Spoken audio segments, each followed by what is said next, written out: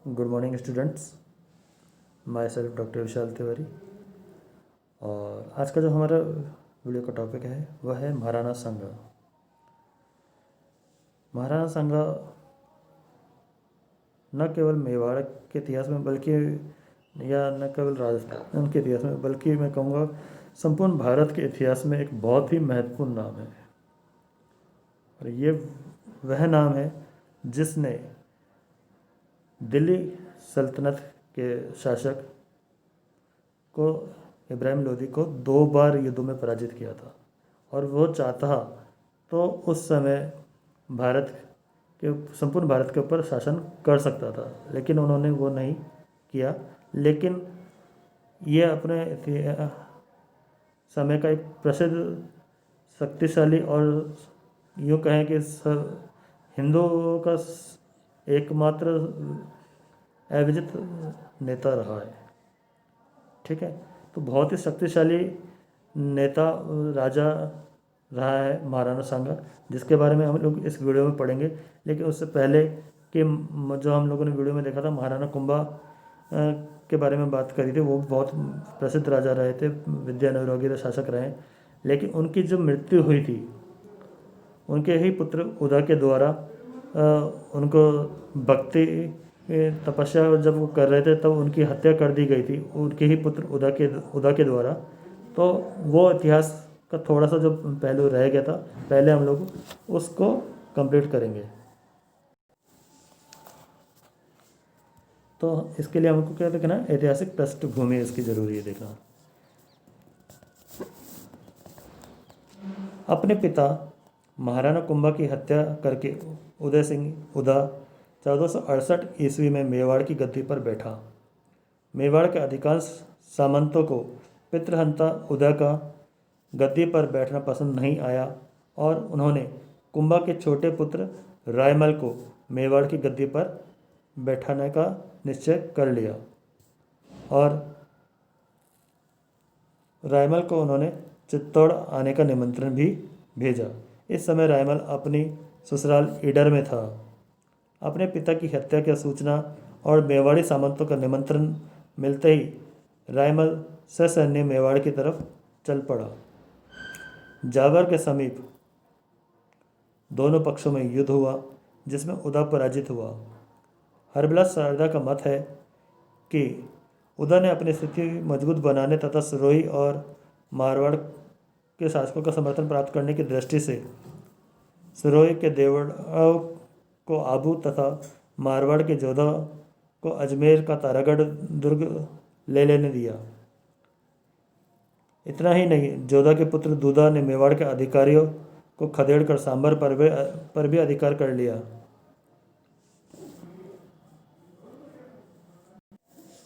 लेकिन उदा ने उनके विरुद्ध कोई कार्रवाई नहीं की। उदा की इस नीति से अन्य मेवाड़ी सामंत भी जो अब तक उसके पक्ष में थे नाराज हो गए। फलस्वरूप उदा की स्थिति दिन प्रतिदिन कमज़ोर होती चली गई। इसीलिए पानगढ़ और चित्तौड़ के समीप लड़े गए युद्धों में उदा पराजित हुआ और कुंभलगढ़ भी उसके हाथ से चला गया। परंतु कुछ दिनों बाद मेवाड़ी सामंतों ने उसे वहाँ से भी खदेड़ दिया। 1473 ईस्वी में रायमल ने लगभग पूरे मेवाड़ पर अधिकार कर लिया और तब वह मेवाड़ की गद्दी पर आसीन हुआ। पितृघाती उदा अपने पुत्रों सहित मेवाड़ से भागकर मालवा के सुल्तान गयासुद्दीन खलजी की शरण में मांडू चला गया। यहाँ उसने सुल्तान से सैनिक सहायता की प्रार्थना की तो सुल्तान को अपने पक्ष में करने के लिए उदा ने अपनी पुत्री का विवाह भी सुल्तान के साथ करने की बातचीत की। लेकिन एक दिन अचानक बिजली के गिरने से पितृघाती उदा की मृत्यु हो गई। जब उदा की मृत्यु हो गई तो सुल्तान ने मेवाड़ पर आक्रमण करने का विचार फिर भी नहीं छोड़ा और उसने उदा के दोनों पुत्रों को राज्य दिलाने के बहाने अपने साथ लेकर चित्तौड़ पर आक्रमण कर दिया। लेकिन सुरडट किला से राजा रायमल ने शत्रु सेना का डटकर मुकाबला किया और फलस्वरूप गयासुद्दीन को मांडू वापस लौटने के लिए विवश होना पड़ा। उदा के पुत्रों ने बीकानेर के राज्य में आश्रय लिया। राणा रणमल ने लगभग 36 वर्षों तक शासन किया, किंतु उसमें अपने पिता के भांति सूरवीरता एवं कूटनीतिज्ञता का अभाव था। परिणाम स्वरूप मेवाड़ के कुछ अधीनस्थ क्षेत्र उसके हाथों से निकल गए। आबू, तारागढ़ और सांभर तो उदा के शासनकाल में ही मेवाड़ से अलग हो चुके थे। रायमल ने इन्हें पुनः अधिकृत करने का भी कोई प्रयास नहीं किया। अब मालवा के सुल्तान ने रणथंभौर, टोडा और बूंदी को अपने अधिकार में कर लिया था। टोडा के शासक राव सुल्तान ने मेवाड़ में आश्रय इस आशा से लिया था कि शायद मेवाड़ से उसे सहायता मिल जाए। राव सुल्तान के साथ उसकी पुत्री तारा भी थी, जो अद्वितीय सुंदर और वीरांगना थी। राव सुल्तान ने प्रतिज्ञा कर रखी थी कि वह अपनी पुत्री का विवाह एक सूरवीर के साथ करेगा, जो टोडा जीतकर उसे वापस दिलाएगा। राणा रणमल के द्वितीय पुत्र जयमल ने तारा की सुंदरता पर आसक्त होकर उसे विवाह करने की जिद की। तब सुल्तान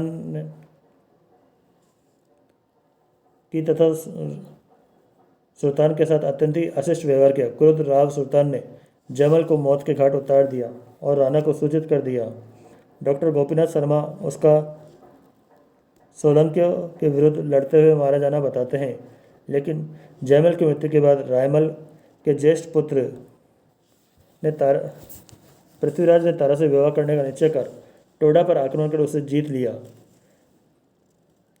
कुंवर पृथ्वीराज ने टोडा का राज्य राव सुल्तान को सौंप दिया तथा वचनबद्ध राव सुल्तान ने तारा का विवाह भी पृथ्वीराज से कर दिया। मुसलमानों के हाथ से टोडा निकल जाने से मालवा का सुल्तान क्रोधित हो उठा और उसने चाकसू, सीकर, नरेना, सांभर, आमेर और अजमेर पर अधिकार कर लिया। सुल्तान के वहाँ से लौटते ही पृथ्वीराज ने अजमेर पर पुनः अधिकार कर लिया। इससे क्रुद्ध होकर मालवा के सुल्तान नासिरुद्दीन ने 1503 ईस्वी में चित्तौड़ पर आक्रमण कर दिया, लेकिन उसे कोई सफलता नहीं मिली। डॉक्टर गोपीनाथ शर्मा लगते हैं कि इस बार राणा रायमल ने उसे धन देकर वापस लौटा दिया। जो भी हो, सुल्तान वापस मांडू लौट गया। इस घटना के कुछ ही दिनों बाद पृथ्वीराज को सिरोही जाना पड़ा। पृथ्वीराज की एक बहन की शादी सिरोही के शासक राव जगमल के साथ हुई थी, लेकिन वह पृथ्वीराज की बहन को अत्यधिक कष्ट दे रहा था। अतः पृथ्वीराज अपने बहनों को समझाने सिरोही आया। कहा जाता है कि लौटते समय राव जगमल ने अपने बहनों के साथ में विषाक्त लड्डू पृथ्वीराज के साथ बंधवा दिए, जिनको खाने से रास्ते में ही पृथ्वीराज की मृत्यु हो गई। इस प्रकार रायमल के 2 ज्येष्ठ पुत्रों का स्वर्गवास हो गया। रायमल के पुत्रों में परस्पर विरोध। राणा रायमल की 11 रानियां थीं। राणा रायमल के 11 रानी थे, जिनसे 13 पुत्र और 2 पुत्रियां हुई। पृथ्वीराज ज्येष्ठ पुत्र था और जयमल दूसरा पुत्र था तथा सांगा तीसरा था। पृथ्वीराज और सांगा सगे भाई थे। रायमल अपने जीवन काल में अपना उत्तराधिकारी निश्चित नहीं कर पाया था, जिससे उसके महत्वाकांक्षी पुत्र और चचेरे भाई एक दूसरे के प्रति वैमनस्य रखने लगे। रायमल ने कुंभलगढ़ की शासन व्यवस्था पृथ्वीराज को सौंपकर वैमनस्य में और वृद्धि कर दी।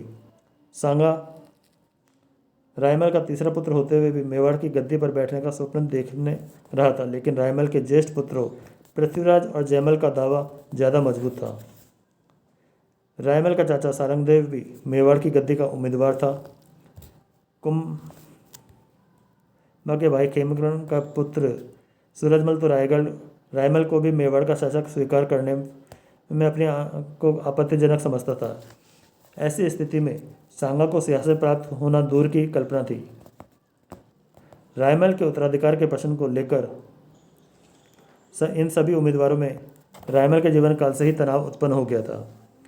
डॉक्टर ओझा और हरविलास शारदा ने एक जनश्रुति को स्वीकार करते हुए लिखा है कि एक दिन पृथ्वीराज, जयमल और सांगा अपने चाचा सारंग देव के साथ एक ज्योतिषी के यहाँ पहुँचे और अपना भविष्य जानना चाहा। ज्योतिषी ने जन्मपत्र के आधार पर सांगा का राजयोग प्रबल बताया। महत्वाकांक्षी पृथ्वीराज इस भविष्यवाणी को सहन नहीं कर सका और आवेश में आकर अपनी तलवार से सांगा पर आक्रमण कर दिया। सांगा बच तो गया, किंतु तलवार की हुल से उसकी एक आंख फूट गई। इस पर सारंगदेव ने बीच में आकर दोनों को समझाया। उसने सांगा की आंख का इलाज भी करवाया, किंतु सांगा की एक आंख हमेशा के लिए चली गई। सारंगदेव ने तीनों भाइयों में मेल कराने का प्रयास किया और कहा कि ज्योतिषी के कथन पर विश्वास कर आपस में मनमुटाव करना उचित नहीं है। इससे तो अच्छा है कि हम भीमल गांव की एक चारण जाति की पुजारिन से जो चमत्कारिक है अपना भविष्य जान ले। अतः तीनों भाई सारंगदेव के साथ भीमल गांव की उस पुजारिन के पास पहुँचे। पुजारिन उस समय कहीं गई हुई थी, अतः सभी वहां बैठकर उसका इंतजार करने लगे। जब पुजारिन वापस आई तो सभी ने उससे अपना भविष्य जानने की इच्छा प्रकट की। पुजारिन ने भी ज्योतिषी की भविष्यवाणी को सही कहीं समर्थन किया। इसका सुनते ही तीनों में वहीं युद्ध आरंभ हो गया। पृथ्वीराज सांगा पर टूट पड़ा। सारंगदेव ने किसी तरह सांगा को बचाया और सांगा वहां से भाग खड़ा हुआ। जयमल भी उसका पीछा करता हुआ सेवंतरी गांव आया। इस गांव में राठौड़ बीदा ने सांगा को शरण दी, लेकिन राठौड़ बीदा जयमल के हाथों मारा गया। सांगा घोड़वाड़ के मार्ग से अजमेर पहुंचा और इस संपूर्ण प्रकरण में अजमेर पहुंचा, जहां करमचंद पवार ने उसे आश्रय दिया। इस प्रकार सांगा कई दिनों तक अज्ञातवास में रहा। इस संपूर्ण प्रकरण में कितना ऐतिहासिक सत्य है यह कहना बड़ा मुश्किल है। डॉक्टर गोपीनाथ शर्मा का मानना है कि सांगा ने सारंगदेव को अपनी तरफ मिलाया। सारंगदेव को सूरजमल के भय के कारण किसी के सहयोग की आवश्यकता थी। पृथ्वीराज और जयमल का बीच बचाव करने का प्रयत्न और अपने राजपूत साथियों का साथ भीमल गांव आना भी एक षड्यंत्र सूचक है। इसमें संपूर्ण कथानक में संग्राम सिंह की महत्वाकांक्षा तथा उसकी पूर्ति के लिए सतर्कता स्पष्ट होती है। अब बात करते हैं हम लोग महाराणा सांगा के राज्यारोहण की। जब सांगा अज्ञातवास में था तब उसे मेवाड़ की गद्दी प्राप्त होना असंभव दिखाई दे रहा था, किंतु परिस्थितियां धीरे धीरे उसके अनुकूल होती चली गई। जैसा कि मैंने आपको पहले भी बताया कि जयमल राव सुल्तान के हाथों मारा गया और सिरोही से लौटते समय रास्ते में अपने बहनोई द्वारा दिए गए विषाक्त लड्डू खाने से पृथ्वीराज की भी मृत्यु हो गई थी। अपनी मृत्यु से पूर्व पृथ्वीराज ने सारंगदेव की भी हत्या कर दी थी। बचा हुआ सूरजमल भी नए राज्य की स्थापना की तलाश में कांठल की ओर चला गया था। अतः सांगा के विरोधियों की समाप्ति हो चुकी थी तथा राणा रायमल के लिए सांगा को उत्तराधिकारी घोषित करने के अलावा अन्य कोई विकल्प भी नहीं बचा था। ऐसी स्थिति में करमचंद पवार ने राणा रायमल को सांगा के बारे में सूचना भिजवाई। राणा रायमल ने तत्काल सांगा को चित्तौड़ बुला भेजा और उसे महाराज कुमार का पत्र दिया। संभवतः जब रायमल मृत्युशैया पर था तभी सांगा को अजमेर से बुलाया था। अतः रायमल की मृत्यु के बाद सांगा महाराणा संग्राम सिंह के नाम से मेवाड़ की गद्दी पर बैठा और सांगा के राज्याभिषेक की तिथि के बारे में भी विद्वान में कुछ मतभेद है। डॉक्टर ओझा के अनुसार 24 मई 1509 ईस्वी को सांगा सिंहासन पर बैठा, जबकि कुछ विद्वानों के अनुसार महाराणा सांगा